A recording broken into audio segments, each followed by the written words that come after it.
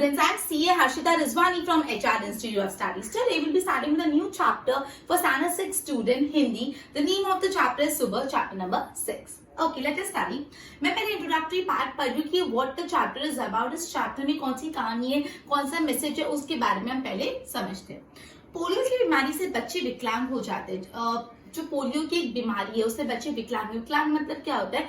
Handicap. विकलांग मतलब क्या होता है? हैंडीकैप. तो जो पोलियो की बीमारी से बच्चे कैसे हो जाते हैं? विकलांग हो जाते हैं.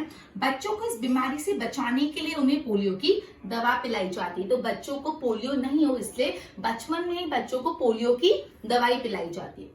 इस सच्ची घटना में पोलियो विकलांग बालिका रेशमा अपनी सूझबूझ और साहस से काम लेती है. ये जो स्टोरी है एक सच्ची स्टोरी अबाउट ये जो बेसिकली कहानी है एक सच्ची घटना पे आधारित है. एक विकलांग बालिका, एक हैंडीकैप लड़की की कहानी है रेशमा, जो अपनी सूझबूझ और साहस से काम लेती है. उनकी शारीरिक कमी उनके इरादों में कभी बाधा नहीं बनती. मतलब उनकी जो फिजिकल डिसेबिलिटीज है, वो हैंडीकैप है, मतलब वो फिजिकली डिसेबल है, लेकिन वो जो फिजिकल डिसेबिलिटीज है वो कभी भी उनके इरादे में मतलब उनके जो इंटेंशंस है, जो बहुत आगे बढ़ने के, कुछ अच्छा अचीव करने के इंटेंशन से उसमें कभी भी बाधा नहीं बनी. बाधा मतलब रुकावट नहीं बनी. मतलब भले वो फिजिकली डिसेबल है लेकिन ये बात कभी भी उनके लक्ष्य में रुकावट नहीं बनी. वह जिंदा दिली एवं परिश्रम से अपने जीवन कैसे जी रही है इसका निरूपण घटना में किया गया. सुबह सुबह रेशमा ने देखा कि घर के सभी लोग सफाई में व्यस्त है. कोई सामान झाड़ रहा था तो कोई मकड़ी के जाले उतार रहा था. रेशमा ने सोचा जरूर आज कोई खास बात है. तो रेशमा ने सुबह सुबह देखा कि घर के सारे लोग कुछ ना कुछ सफाई काम कर रहे हैं, सब साफ कर रहे हैं घर को. कोई सामानों को झड़क रहा था और कोई मकड़ी उसके जाले लग जाते ना, वो वेब वो बन जाते हैं, वो निकाल रहा था. ठीक है. तो रेशमा ने सोचा कि आज जरूर कुछ स्पेशल है, आज इतनी सब घर में साफ सफाई एक साथ हो रही है. माँ आज कोई खास बात है, सब इतनी सुबह उठ के घर की सफाई में जुटे रहे हैं. रेशमा ने उत्सुकता से पूछा. रेशमा ने एकदम उत्सुकता से एकदम ओवर एक्साइटेड होकर पूछा कि माँ आज क्या कुछ खास बात है? सब क्यों सुबह सुबह उठ के सफाई पे जुट गए? हाँ बिटिया रानी, त्योहार के दिन है. भूल गई कि आप पहले से ही साफ सफाई हो जाए तो अच्छी तरह त्योहार का आनंद ले पाएंगे. माँ ने प्यार से रेशमा के गाल को सहलाते हुए कहा. माँ ने एकदम प्यार से रेशमा को कहा, बोला हाँ बेटी, त्योहार के दिन आने वाले और त्योहार से पहले अगर घर की साफ सफाई हो जाए तो त्योहार का आनंद बढ़ जाता है, फेस्टिवल को और अच्छे से सेलिब्रेट कर सकते हैं. क्लियर? ओह, मैं तो एकदम भुलक्कड़ हो गई हूँ. पर माँ आपने मुझे तो कोई काम सौंपा ही नहीं, मैं क्या करूँ बताओ माँ. तो रेशमा ने बोला कि मैं एकदम भुलक्कड़ हो गई. भुलक्कड़ मतलब जो हर बार भूल जाता है. सुनो, मैं तो एकदम भुलक्कड़ हो गई. और माँ अगर सब कुछ ना कुछ काम करे तो आपने मुझे कोई काम क्यों नहीं दिया करने को? अच्छा चलो, पहले नहा धोकर तैयार हो जाओ, फिर बताऊंगी. बहुत से काम है. मैं भी आपकी मदद करना चाहती हूँ, माँ ने कहा. मैं भी आपकी मदद करना चाहती हूँ, माँ ने कहा. तो क्या बोला कि माँ ने कि अच्छे से नहा धो के तैयार हो जाओ, फिर मैं बताती हूँ क्या काम है. क्लियर? रेशमा ने रुआसे स्वर में कहा, मदद तो मैं जरूर लूंगी. मैंने तुम्हारे लिए कई काम सोच रखे हैं. ओके. नहा धोकर नाश्ता कर लो, फिर बताऊंगी. कहते कहते माँ ने रेशमा को उसकी पहली वाली कुर्सी पर बिठा दिया. मतलब पहले वाली कुर्सी में व्हील चेयर पे बिठा दिया. रेशमा ने अपनी पहिए वाली कुर्सी को धीरे धीरे धकेला और अपने दैनिक कार्यों में लग गई. मतलब जैसे रेशमा अपनी कुर्सी पे बैठी, वो धीरे धीरे आगे धकेलते हुए अपने दैनिक काम, मतलब जो रूटीन एक्टिविटी, सुबह उठना, ब्रेकफास्ट, नहाना, जो भी डेली आप उठते से डेली एक्टिविटी, रूटीन एक्टिविटी में लग गई. ओके.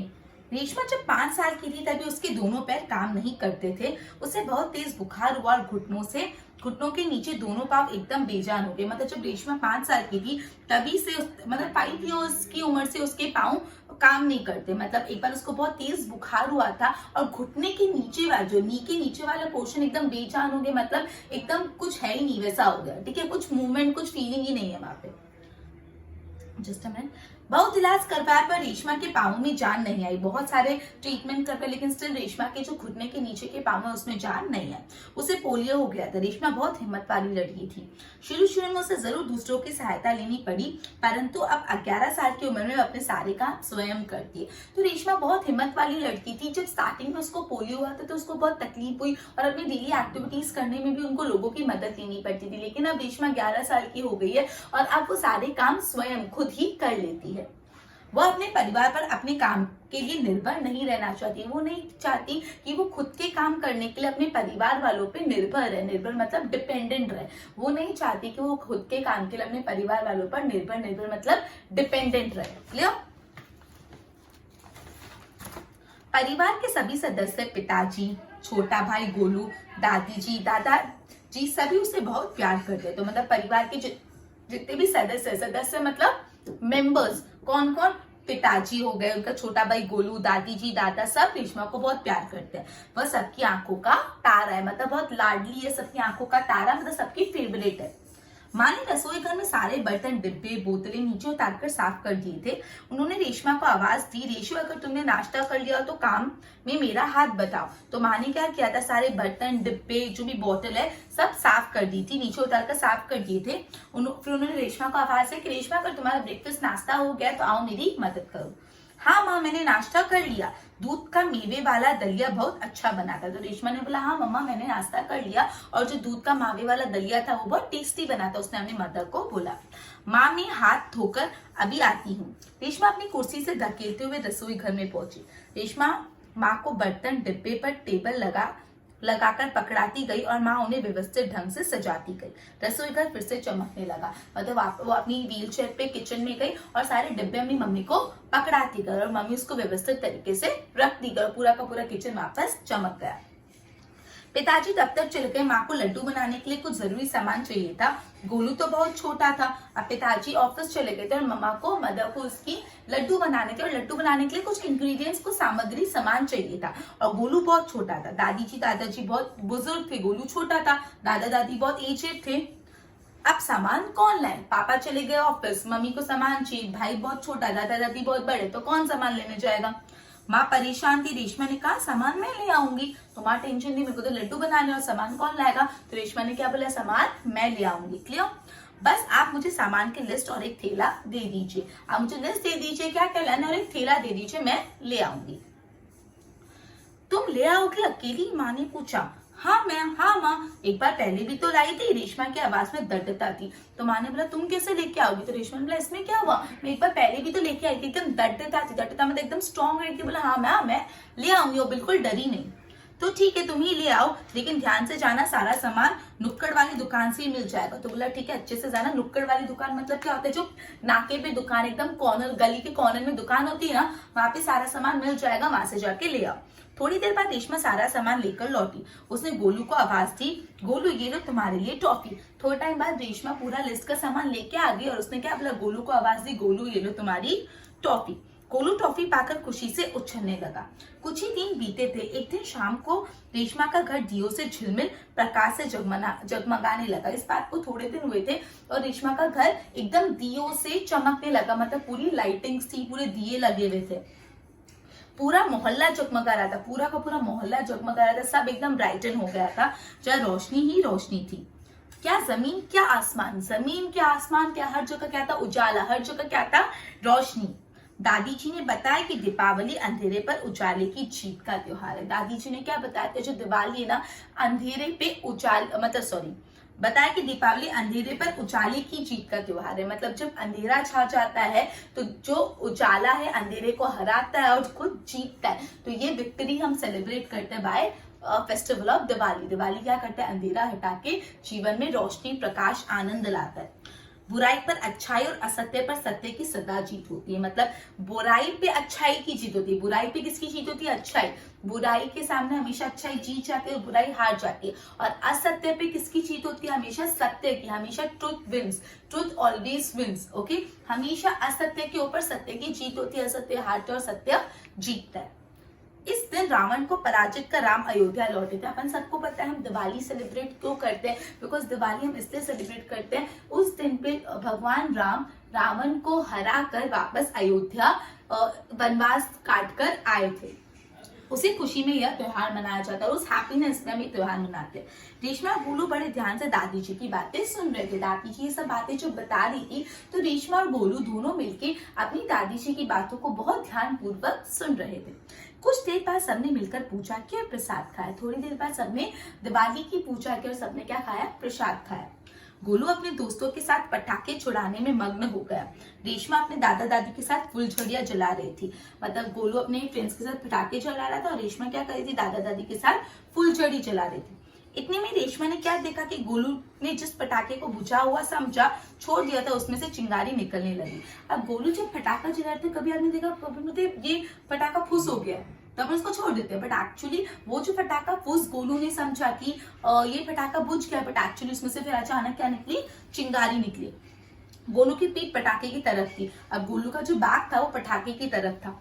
रेशमा चिल्लाई, गोलू गोलू बच्चों तुम्हारा पीछे पटाखा है। तो रेशमा ने ये चीज देख ली, रेशमा ने चिल्लाया कि गोलू बच्चों तुम्हारे पीछे क्या है, पटाखा है। ठीक है, पटाखों के शोर में रेशमा, अब इतनी ज्यादा आवाजें आ रही थी कि पटाखों के इतने शोर थे, आपने भी देखा होगा दिवाली में इतने सारे पटाखे चलते और उसकी इतनी आवाज होती है तो एक दूसरे की आवाज सुनने में तकलीफ होती है।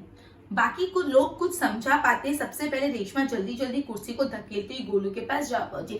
कुछ हो बाकी लोग उसको समझा पाते में रेशमा अब फटाफट अपनी कुर्सी धकेलते हुए गोलू के पास पहुंच गई।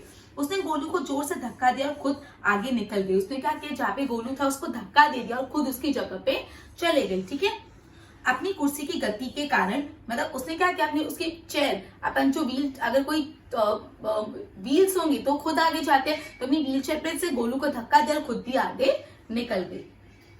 उसने गोलू को जोर से धक्का, जोर का धमाका हुआ। रेशमा की फुर्ती ने गोलू को जलने से बचा दिया। बहुत जोर से धमाका हुआ, गोलू जल जाता, लेकिन रेशमा की सूझबूझ, उसकी फुर्ती, उसका प्रेजेंस ऑफ माइंड, उस टाइम पे वो पैनिक नहीं हुई, घबराई नहीं। उसने क्या सोचा, इस टाइम पे जल्द से जल्द डिसीजन लेना, और उसने गोलू को धक्का दे दिया। और उसकी सूझबूझ और उसके इंटेलिजेंस के कारण गोलू जलने से बच गया। गोलू को कुछ समझ ना आया कि उसे धक्का किसने दिया और क्यों। धमाके की आवाज सुनकर माँ पिताजी भी बाहर दौड़े। जब इतनी जोर से धमाका हुआ तो माँ और पिताजी भी बाहर आ चले। कुर्सी रेशमा के ऊपर थी और रेशमा उसके नीचे, वो कुर्सी से गिर गई। मतलब वो गिर गई, कुर्सी पूरी रेशमा के ऊपर, जो व्हील चेयर थी रेशमा के ऊपर आ गई। पिताजी ने कुर्सी सीधी की और रेशमा को उस पर बिठा दिया। माँ भयभीत थी तो पिताजी ने क्या किया, कुर्सी सीधी की और रेशमा को कुर्सी पे बिठा दिया। जो माँ के ऊपर भयभीत हो गई, भयभीत मतलब डर गई थी, रेशमा को ऐसे नीचे गिरा हुआ देख। कहीं चोट तो नहीं लगी रेशू? तो उसकी माँ ने क्या पूछा, कहीं लगा तो नहीं? रेशमा ने उन्हें सारी बात बताई। रेशमा ने पूरा बताया कैसे गोलू फटाका चला रहा था और उसको लगा वो फटाका बंद है और एक्चुअली उसमें चिंगारी निकलने वाली थी और गोलू का बैक उसको फेस कर रहा था और उन्होंने उसको आगे धक्का दी। सारी बातें उन्होंने अपनी मदर फादर को बताई। सबने रेशमा की पीठ थपथपाई। पीठ थपथपाना मतलब शाबाशी देना। कोई अच्छा काम करते तो पीठ थपथपाते, मतलब एनकरेजमेंट देना, शाबाशी देना, अप्रिसिएशन देना। गोलू रेशमा के पास आकर नाटकीय ढंग से बोला, दीदी आज तो आपने मेरी जान बचा ली, आपका ये धमाकेदार धक्का मुझे हमेशा याद रहेगा। तो गोलू ने मस्ती में, दीदी आज आपने मेरी जान बचा ली, आपका जो धमाकेदार धक्का था मस्ती की कि वो मुझे हमेशा याद रहेगा। सभी लोग खिलखिलाकर हंस पड़े। रेशमा की शारीरिक कमी उसके इरादों में कभी बाधा नहीं बनी और रेशमा की जो फिजिकल डिसेबिलिटी है वो कभी भी उसके इरादों में बाधा मतलब रुकावट, ऑब्स्टैकल, कभी भी ऑब्स्टैकल, रुकावट उसके लिए नहीं बनी। वह आज भी उतनी जिंदा दिली और परिश्रम से अपना जीवन जी रही। आज भी इतना लाइवली, जिंदा दिली और मेहनत से अपना जीवन जी रही।